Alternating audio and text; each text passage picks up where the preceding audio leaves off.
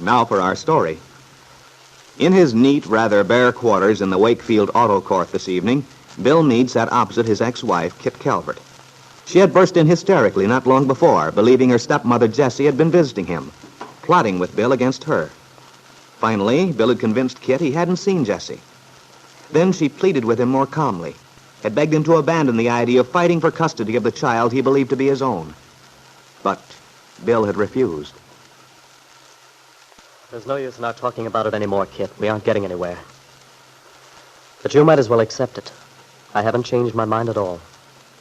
I'm going to do everything in my power to get custody of the child. No matter how much it might hurt me. Well, somebody's bound to be hurt. But as long as it isn't my son, that's all I care about. Who's that? Well, lad, I am back. I got news for you, too. Oh, I have a visitor. Yes. I think you know Kit. Good evening, Mr. McKillop. Miss Calvert. How do you do? Well, come on in. But I'm interrupting. I thought you'd be alone. It's quite all right, Mr. McKillop. I'm just leaving. Well, I can see you tomorrow just as well. Oh, don't go, Mr. McKillop. Really, I'm leaving now. And I'm sure you're more welcome than I am. Well, as to that, I wouldn't know, Miss Calvert. I have nothing to gain by staying, I'm afraid. So I'll say good night to you both. Good night, Kit. Good night to you, Miss Calvert. It's an odd coincidence finding your ex-wife here. It was certainly a surprise to me. Did she say why she came? Well, she was awfully excited when she got here. Seemed to have some idea I'd been talking to her stepmother this evening. You know, Jessie Calvert? Indeed, I do know Jessie Calvert. That's interesting. Very interesting. I don't understand it. Kit's got the idea that I know something. That I'm going to use it against her in the suit. She wanted me to tell her what grounds we planned to use. Naturally, I didn't tell her. Even if I knew, I wouldn't have told her. The pattern begins to take shape now. The pieces fit together very nicely. Oh, what do you mean? I thought it was a cock and bull story, and I didn't trust it at first. But now I'm beginning to see there's truth in what I learned tonight. How much, I can't be sure yet. Well, what did you find out? Did the party who wrote the letter really show up? Aye. And did you find out anything that can help us? That depends. It might help a great deal. But first, let me ask you one question. What does the name Paul Cromwell mean to you? Cromwell? Aye. Well, I know him quite well. He was a friend of my wife's, of Kit's, before we were married. I see. Sort of a friend. Well, I can't say exactly. Would you say that they were intimate friends? Well, yes. That is, they were quite close at one time. They knew each other in New York. I think it was pretty serious for a while. Why, what makes you ask? Is this something to do with what happened tonight? It has. Well, I don't get it, though. Who told you... I can't tell you that. Perhaps you can guess. But it does matter what the source was. The point is, how much truth was there in the story? If it is true at all. Well, what was the story, Mr. McKillop? So far as I know, Kit hasn't seen Paul Cromwell in a long time. I don't see what he has to do with anything. I'm afraid you're in for something of a shock, lad. It's a pity to find out one's been deceived, but... Deceived? I'm afraid so. The fact is, from what I've learned tonight, your wife has been seeing this man Cromwell more recently than you know. But I can't believe it. Kit's never mentioned a word of it. No, lad. Of course she wouldn't. You see, she was at great pains to keep you from finding out. Now, for reasons of her own, she fears the story may have got back to you. Probably that was her reason for visiting you tonight. The reason she was so nervous. Well, she did seem to have something on her mind. She kept asking what grounds I had. Talked about something we must be planning to spring on her. That's it, you see. The young woman thinks she's been discovered. She's frightened. So that's why she... She has good reason to be frightened, too. You see, the information we have now, if we can prove it, changes the whole complexion of things. You mean we might win the case after all? We have excellent hopes, the way it looks now. Oh, gosh, that's the best news I've had in months. Now, of course, lad, you must realize the implication will put your ex-wife in a very bad light. But perhaps I'd better tell you as much as I know before you reach a decision. Okay. Now, Bill, from what I gather, while your wife was in California prior to the birth of your child, she lived near Los Angeles at some beach place. Yeah, that's right, at Malibu. Did she tell you in what circumstances she was living then? Well, not particularly. Kit's not much of a letter writer, and, well, the way things were with us then, rather strained. I guess she didn't feel like writing to me very much. I understood she'd rented some house there. I see. But she didn't tell you, did she, that the house she lived in was leased and paid for by Paul Cromwell? That Paul Cromwell was living next door at the time? That he paid for the servants? Had free access to her home? What? Yes, lad. I feared it would hit you a bad jolt. But Kit has her faults. We didn't get along, it's true, but I never thought she'd... When I first heard the story, I thought it might be grossly exaggerated, but in view of what you told me about Miss Calvert's visit here tonight, well, it looks as if we may have the evidence we need. At least after a certain amount of investigation in Los Angeles. We'd be sure of our facts. Then we could go ahead. You mean, if we can prove this, these things you've been saying, we can reopen the case and present all this as evidence? Exactly. Huh? What's the matter, lad? You look dubious. Well, I was thinking it's not a very pretty story. No, of course it isn't. I mean, a guy hates to get up in court and talk about the mother of his child as if she'd done something wrong. When I told Kit I'd do anything to get the kid, I didn't mean... Now, look, lad. I've told you from the beginning. Your only hope of getting custody of your child is to prove the mother unfit to bring the bairn up properly. Oh, yes, I know, but... In the eyes of the law, this would be sufficient evidence. More than sufficient, in all probability. You want your child, don't you? Oh, sure I do. You know that, Mr. McKillop, but... Well, isn't there some other way? I mean, some way that wouldn't hurt Kit so much? There's no way which wouldn't hurt one party or the other. You didn't enjoy standing up in court that day, did you, hearing the charges they made against you? No, I hate it. Ah, there you are, then. Oh, but I'm a man. I can take the rap if I have to. I guess I'm old-fashioned or something, Mr. McKillop, but the idea of making all these ugly accusations goes against my grain. And I respect you for it, but the sad thing is there's no place for pretty sentiments, even for chivalry in a case of this sort. Yeah, but even so... This isn't a pink tea party, lad. It's hard, cold business. You have to decide what's best in the long run. Yeah. And when I think of that son of mine, I feel almost anything would be worth doing to be sure he gets the right breaks. Oh, now you're talking sense, boy. But on the other hand, what kind of a start will he have if in order to get custody of him, I have to drag his mother through a lot of sordid, ugly... Now, remember, if you do have to, it's not you who brought it about. Besides, the girl must have known what she was doing. She's no child, just out of school. No. Then she knows. She must have known then what her actions meant. Otherwise, why was she so alarmed tonight? She has a guilty conscience, lad.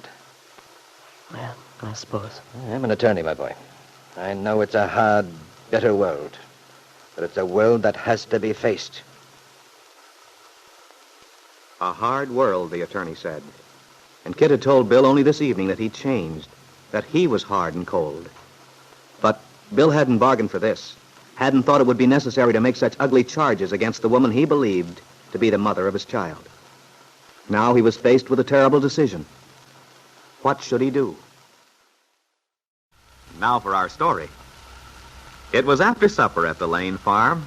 Randy Lane had helped his mother wash up the dishes. Now, Lefty Larkin stands in the kitchen doorway watching as Randy hangs up the dish towel and Aunt Mary takes off her apron.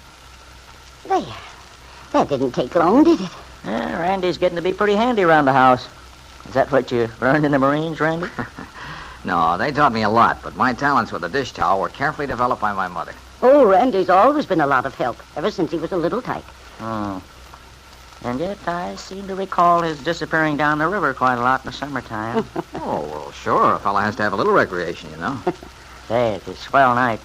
Why don't we sit out on the porch for a while, Aunt Mary? Why, that's a good idea. Randy, won't you join us? Oh, sure, I'm all for it, Mom. But say, you'll need a wrap over your shoulders. I'll get something out of the hall closet. What'll it be? Well, son, Hmm?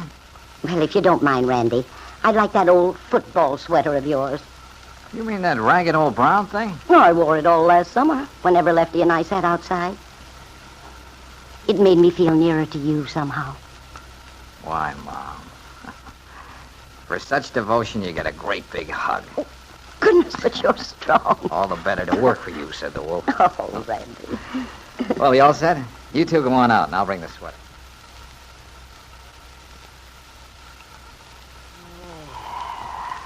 Yeah, this is my favorite time of day. Dusk. Yeah, it's nice, Lefty. But I think I like the early morning best of all.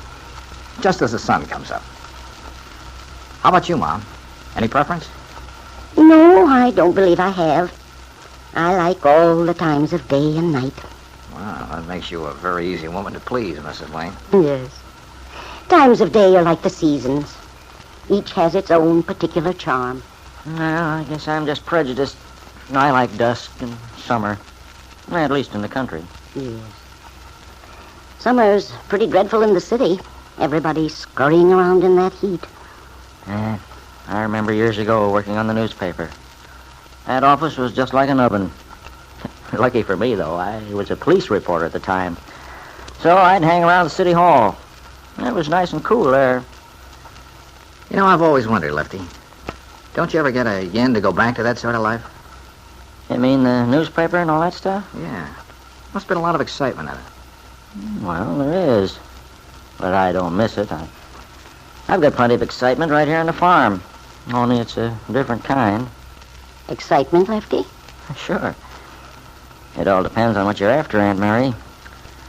I get a great big thrill out of planting that flower garden of mine, for instance. Of course, I can imagine what some of those fellas I used to work with would say if they heard me talking this way. I'll bet they'd laugh their heads off.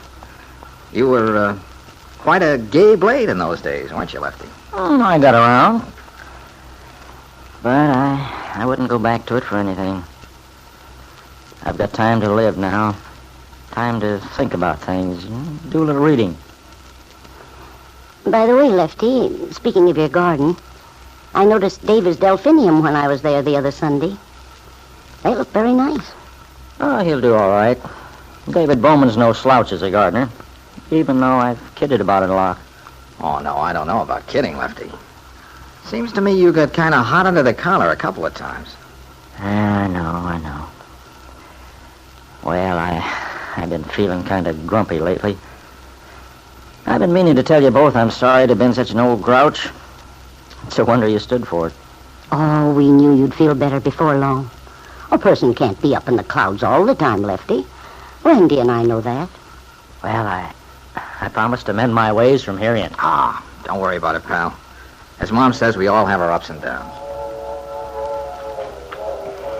There's our whistle, Lefty. Yep, the 7:15. Some engineer on that train. Always right on the dot.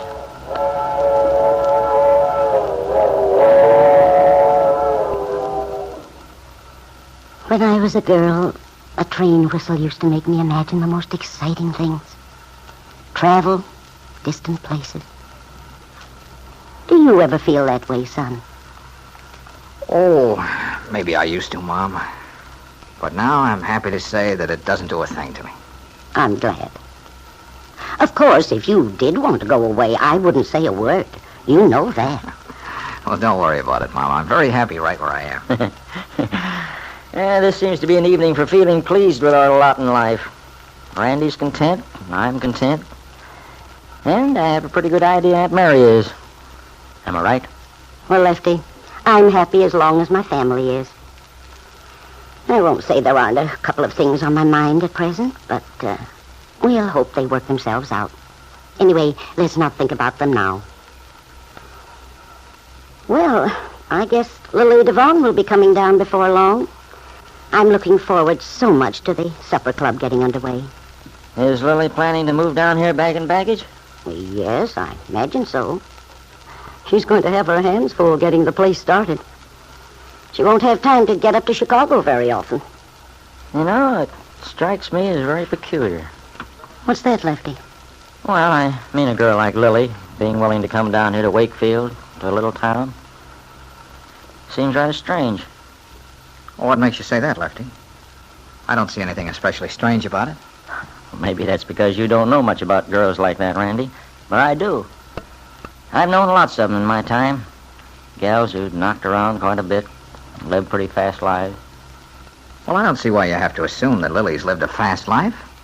Just because she's been an entertainer. If she'd been working in an office or something all her life, you wouldn't think anything about it. Oh, maybe not. But there's a big difference.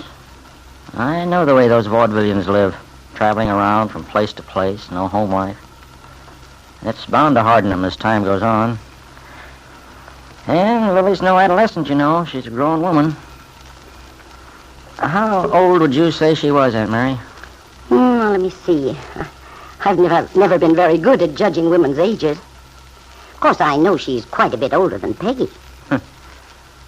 Quite a lot older than Randy, if you ask me. You're crazy, Lefty. Anyway, what difference does it make? A few years one way or the other? No difference at all. People are always ready to expect the worst of any girl who's had something to do with show business. It makes me sore. You know, Lily told me quite a lot about her background. She couldn't help it if she happened to grow up in that sort of environment. I know she may sound kind of tough, all that wisecracking, but she's not that way underneath. I wouldn't want to bet on that, Randy. Oh, she's all right, I guess. Lily's a good girl, Lefty. Oh, sure. I don't think Lily would do anything dishonorable. But you've got to remember, a girl like her has seen the seamy side of life. All the more reason she'd know what she wants in the long run. Yeah. I'd say she knows what she wants. Probably knows how to get it, too. Just what do you mean by that, Lefty? She probably wants a man to support her. A couple of fur coats, the usual thing. And with her looks, she oughtn't to have any trouble. But why she'd want to come down here to live in a little town, that's what I can't figure out. Maybe that's the trouble. You don't really know anything about Lily at all. Say, seems to me you're taking an awful lot of interest on this subject, Randy. Ah, don't tell me Lily's... Just because a guy wants to be fair. Randy's right, Lefty. It's only fair to reserve judgment about people until you're sure of what you're saying. But I know about girls like Lily. I've known dozens just like her, I tell you. Maybe things have changed since you were young. Oh, wait a minute, boy. I'm not exactly in my dotage, you know. Then don't talk as if you were. If I were you and couldn't find anything decent to say about Lily Devon, I'd keep quiet entirely. It's obvious you don't know what you're talking about. Say, what goes on here? Well, there's no need to get sore, Randy. We're just talking. Just talking, yeah. Well, I've had enough. I'm going in. Good night, Mom. But, Randy... I'll see you in the morning. Well, for the love of Mike. What's eating him, I wonder? Aunt Mary looked toward the door through which her son had just left. Randy had always been quick to defend anyone he thought was being unfairly criticized. But was that all this flare-up meant? He and Lefty were ordinarily the best of friends. And now the evening, which had begun so pleasantly, was spoiled. And Lily Devon hadn't even arrived yet. Is this a hint of what is to follow when the young woman really comes to live in Wakefield? Now for our story.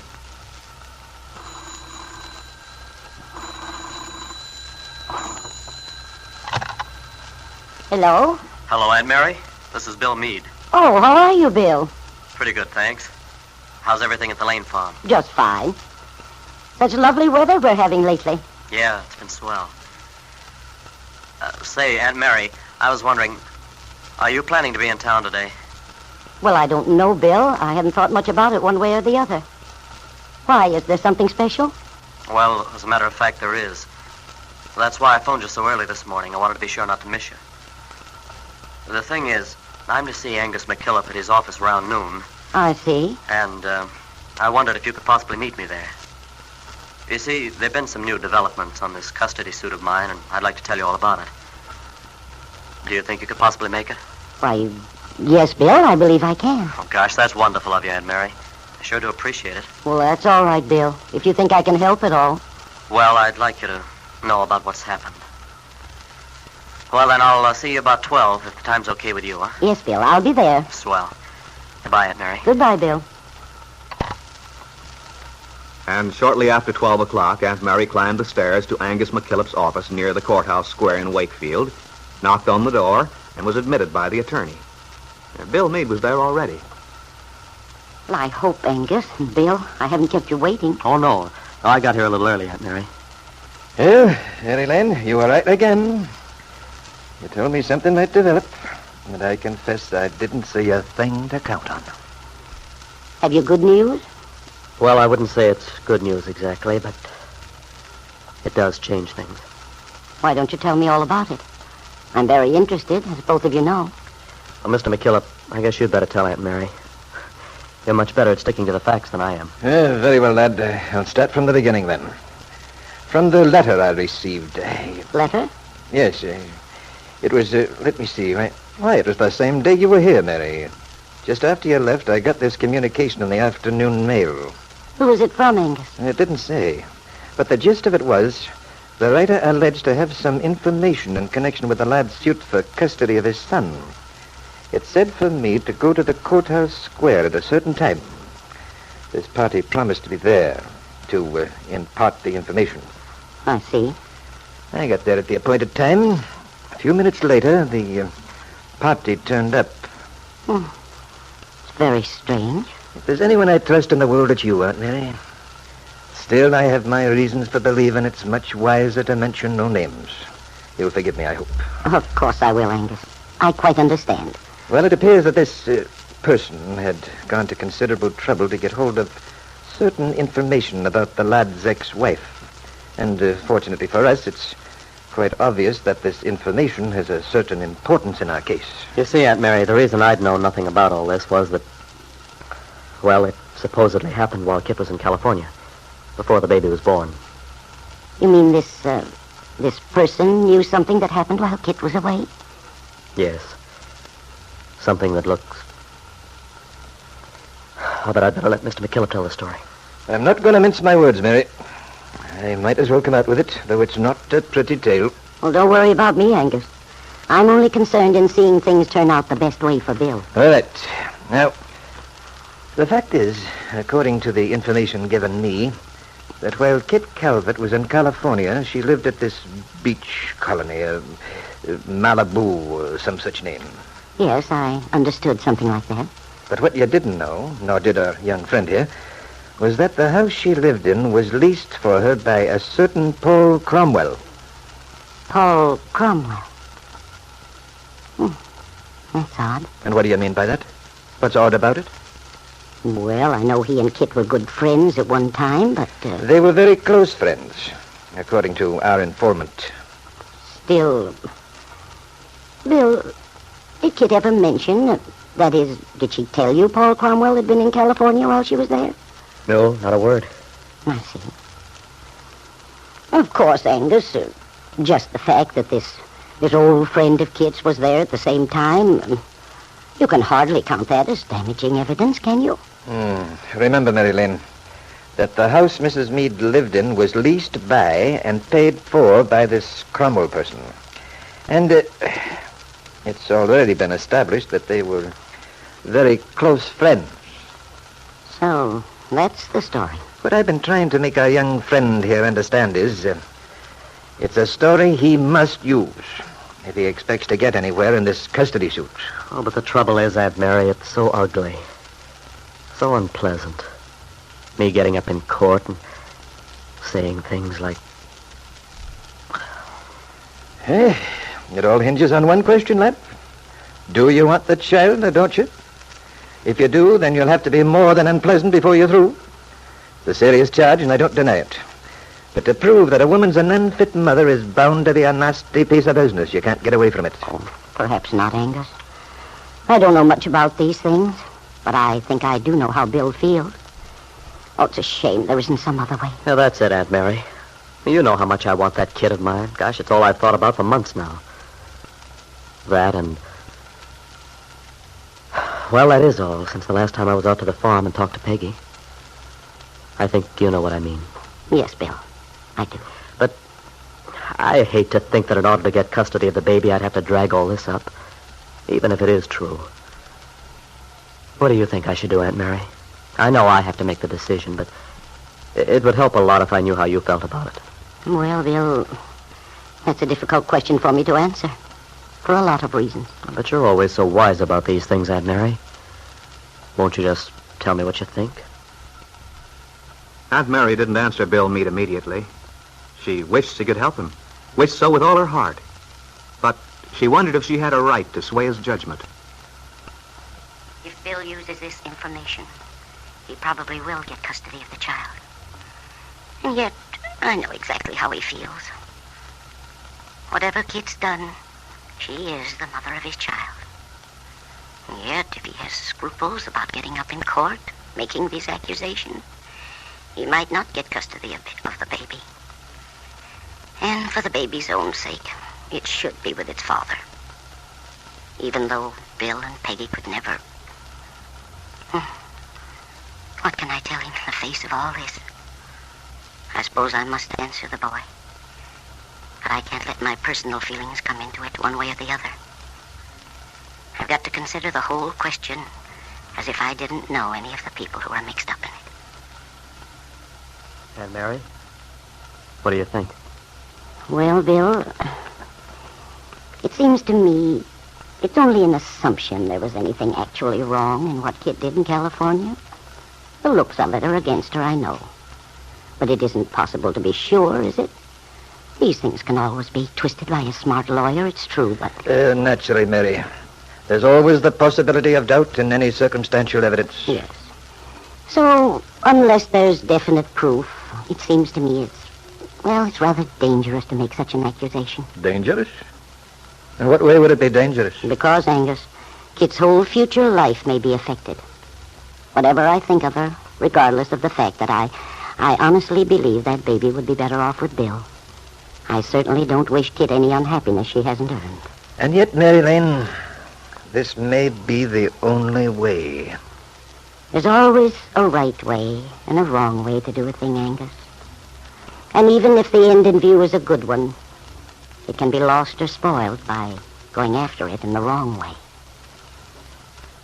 Aunt Mary, you have it in your power right now to avoid the marriage of your niece Peggy to a man she doesn't love. For if Bill Meade refused to use the information with its ugly inference given to his attorney by Jesse Calvert, he would probably lose his suit for custody of the child. If that happened, there would be no obstacle between Peggy and the man she loves. But perhaps that is the wrong way. There is so much to consider, and your answer must be right.